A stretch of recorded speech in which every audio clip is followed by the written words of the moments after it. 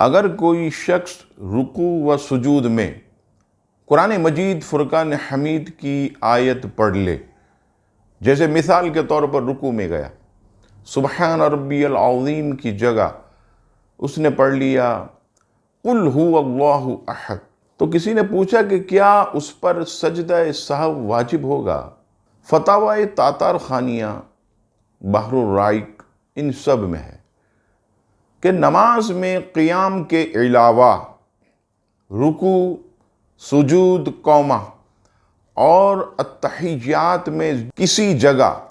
قرآن مجید فرقان حمید کی کوئی آیت پڑھ لی تو سجدہ سہو واجب ہو جائے گا۔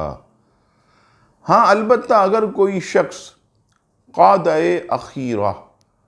یعنی بالکل آخری قادم، جیسے مثال کے طور پر التحیات پڑھی، اس کے بعد درود ابراہیم، اور اس کے بعد اگر کوئی قرآن مجید کی آیت پڑھ لے، جیسے مثال ہے ربنا آتنا فی الدنیا حسنہ وفی الآخرۃ حسنہ وقنا عذاب النار، یہ پڑھ لے ربنا اغفر لنا ولاخواننا الذین سبقونا علی الایمان۔ اگر کوئی شخص قعدہ اخیرہ کے بعد اگر کوئی آخر میں یہ آیت پڑھ لے